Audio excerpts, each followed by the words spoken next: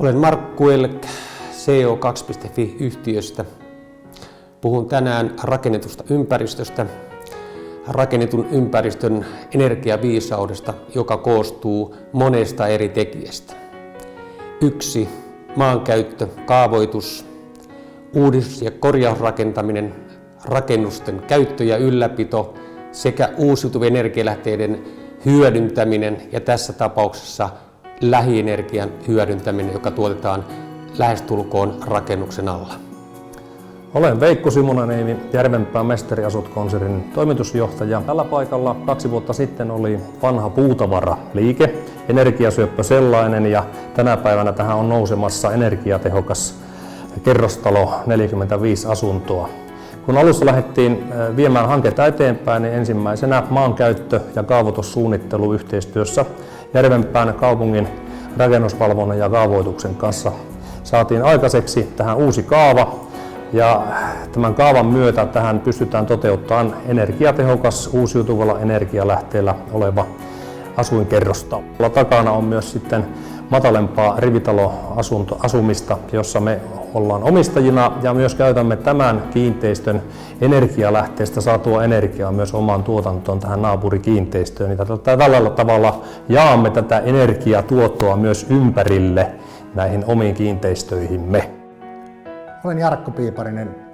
Olen tämän hankkeen rakennuttaja ja projektinjohtaja. Olemme tässä lähes omavaraisia lämmityksen ja viilennyksen suhteen.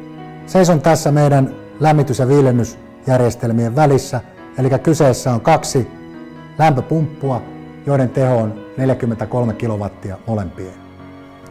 Tässä vasemmalla on meidän puskurivaraaja, johonka ylimääräistä lämpöä keräämme ja otamme sitten käyttöön sitä tarpeen mukaan kulutuksen ruuhkahuippuina.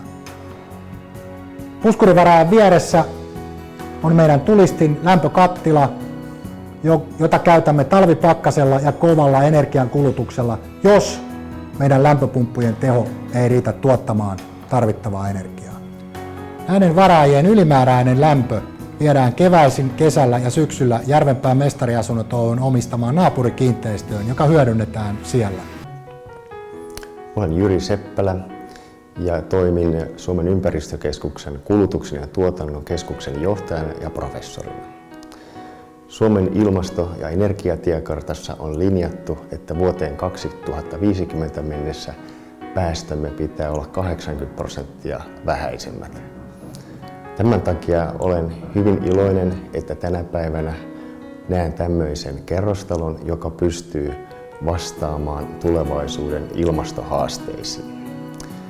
Asunnot käyttävät noin 40% meidän energiatarpeestamme ja niiden kasvihuonekaasupäästöt ovat noin 30% maamme kasvihuonekaasupäästöistä. Rakennukset uusiutuvat hitaasti, minkä takia on erittäin haasteellista ja erittäin hienoa, että tänä päivänä jo pystymme rakentamaan sellaisia taloja, jolla pystymme nämä päästövähennykset saavuttamaan.